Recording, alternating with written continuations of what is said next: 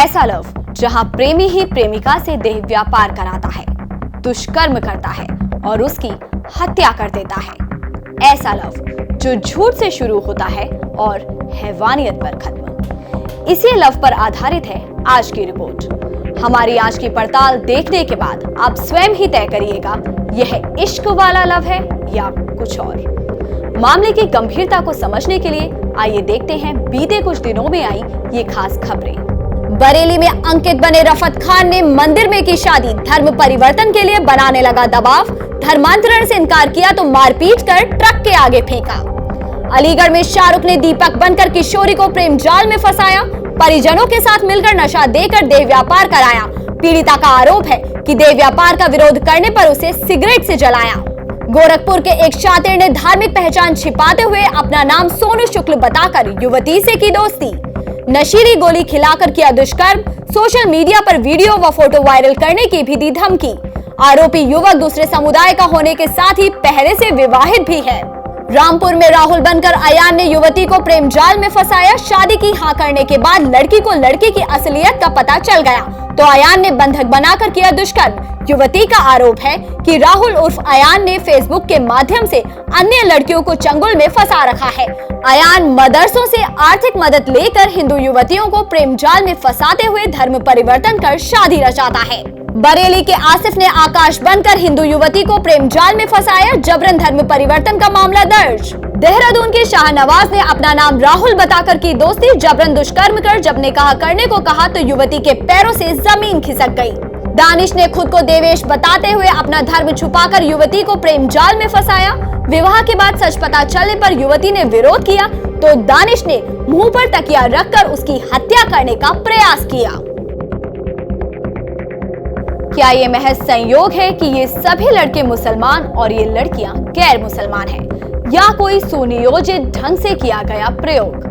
ज्यादातर मामलों में हमने देखा कि एक सीधा सीधा फॉर्मूला है इस खास लव का।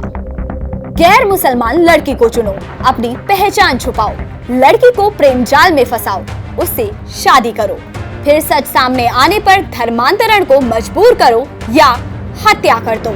लव जिहाद में लड़कियों को प्रेम जाल में फंसाकर धर्म परिवर्तन के लिए मजबूर किया जाता है। छल और बल से जिन लड़कियों का धर्म परिवर्तित करा दिया जाता है उनकी प्रताड़ना की कहानियां भी दिल दहला देने वाली होती हैं। वहीं विरोध करने पर ये इन लड़कियों की हत्या करने से भी पीछे नहीं हटते। दरअसल बड़े पैमाने पर 2009 में पहली बार लव जिहाद का मामला सामने आया, लेकिन बीते कुछ वर्षों में ये घटनाएं लगातार बढ़ती जा रही हैं। इस पर भी नकाब चढ़ाकर कुछ बुद्धिजीवी इस धोखे, इस हैवानियत को लव कहते हैं। तो जनाब, अगर यह लव है तो न्यायालयों में लव जिहाद का कोई मामला होना ही नहीं चाहिए। लेकिन आंकड़े कुछ और कहते हैं। उत्तर प्रदेश के अलग अलग मंडलों में लव जिहाद के आंकड़े कुछ यूं हैं।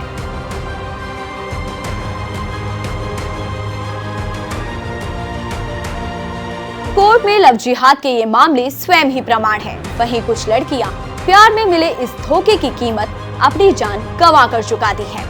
लव जिहाद के इस षड्यंत्र को गंभीरता से समझते हुए योगी सरकार ने इस मामले में शिकंजा कसना शुरू कर दिया है। महिलाओं के विरुद्ध इन अपराधों पर योगी सरकार की पैनी नजर है।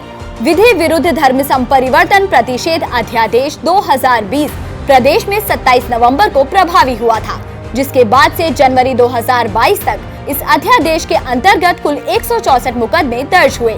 97 मुकदमे ऐसे हैं जिनमें पीड़ित महिला कोर्ट में आरोपित के विरुद्ध बयान भी दे चुकी है।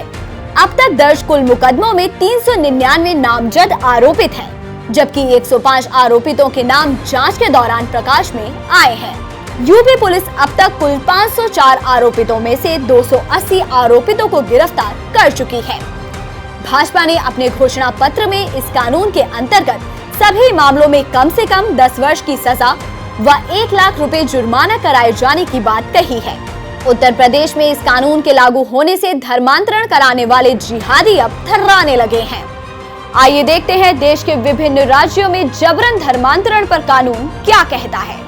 जबरन धर्म परिवर्तन के मामलों पर शिकंजा कसने के लिए 9 राज्यों में पहले से कानून का प्रावधान है। ओडिशा में यह कानून सबसे पहले लाया गया था। ओडिशा में 1967 में यह कानून लागू किया गया था। मध्य प्रदेश में 1968 में, अरुणाचल प्रदेश में 1978, छत्तीसगढ़ में 2006, गुजरात में 2003, हिमाचल प्रदेश में 2019 में, झारखंड में 2017 में, उत्तराखंड में 2018 में, वहीं उत्तर प्रदेश में 2020 में योगी सरकार ने कानून बनाया है। भारत में जबरन धर्म परिवर्तन भले ही राज्य का विषय है, लेकिन कई पड़ोसी देशों में इस पर सख्त कानून है। इस पर कड़ी सजा का भी प्रावधान किया गया है। आइए देखते हैं कि पड़ोसी देशों में धर्म परिवर्तन पर क्या कानून है। पाकिस्तान एक मुस्लिम देश है और यहाँ की 95% आबादी मुसलमान है। जबरन धर्म परिवर्तन के मामले में पाकिस्तान में 5 साल कैद से लेकर उम्र कैद तक की सजा का प्रावधान है। श्रीलंका की 69% आबादी बौद्ध है। यहाँ पर 15% हिंदू और 8% क्रिश्चियन और मुसलमान आबादी है। जबरन धर्म परिवर्तन के मामले में यहाँ पर 7 साल जेल की सजा का प्रावधान है। नेपाल की जनसंख्या में 81.3% आबादी हिंदुओं की है, जबकि 4.4 मुस्लिम और 1.4 क्रिश्चियन आबादी है। जबरन धर्मांतरण के दोषी को 6 साल तक की जेल की सजा का प्रावधान है। भूटान की जनसंख्या में 75% बौद्ध धर्म के लोग हैं, जबकि 22% हिंदू जनसंख्या है। यहाँ पर जबरन धर्म परिवर्तन के लिए सजा का कोई प्रावधान नहीं है, लेकिन ये तय किया गया है कि कोई भी किसी का जबरन धर्मांतरण नहीं करवा सकता। म्यांमार की जनसंख्या में 87.9% बौद्ध धर्म को मानने वाले हैं, वहीं 6.2 क्रिश्चियन और 4.3 मुस्लिम जनसंख्या है। जबरन धर्म परिवर्तन के मामले में 2 साल जेल की सजा और जुर्माने का प्रावधान है। ये सभी देश छल बल से धर्म परिवर्तन के विरुद्ध सजग है। हमें भी सतर्क रहना है और तय करना है कि गैर मुस्लिम महिलाओं को इस्लाम धर्म में परिवर्तित करने के लिए प्रेम का ढोंग रचना क्या लव कहा जा सकता है? हमारी इस रिपोर्ट के बाद आप स्वयं तय कीजिए कि यह इश्क वाला लव असल में क्या है।